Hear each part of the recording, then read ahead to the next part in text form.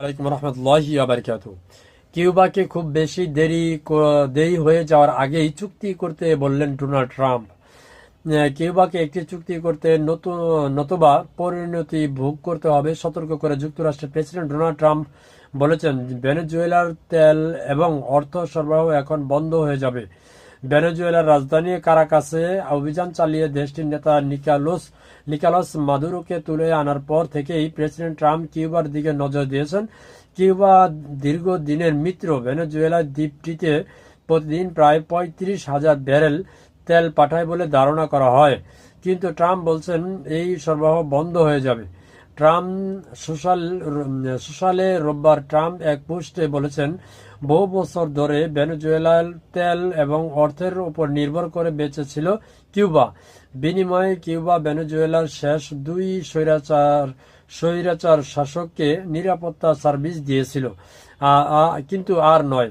তিনি বলেন, কিউবায় আর তেল অথবা অর্থ যাবে না, জিরো বা শূন্য। আমি দৃঢ়ভাবে তাদের পরামর্শ দিচ্ছি, খুব দেরি হওয়ার আগেই তারা একটি চুক্তি করে ফেলুক।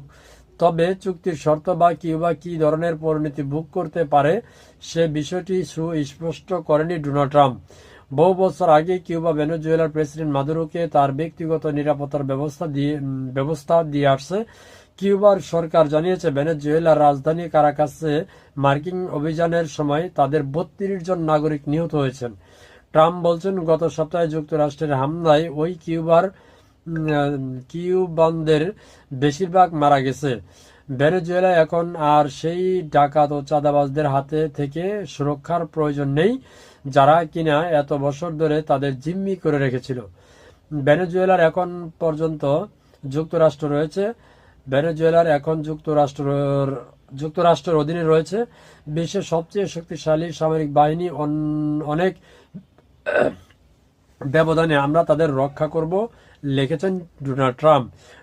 সর্বশেষ হুমকির বিষয়ে কিউবার সরকারের এখনও কোনো প্রতিক্রিয়া জানায়নি, কিন্তু প্রেসিডেন্ট মিগেল ডিয়াজ কানেল এর আগে বলেছিলেন, ভেনেজুয়েলায় নিহত ৩২ জন সাহসী কিউবান যোদ্ধাকে সহস্রবাদী পোশাক পরিহিত সন্ত্রাসীদের বিরুদ্ধে লড়াই করার জন্য সম্মান জানানো হবে।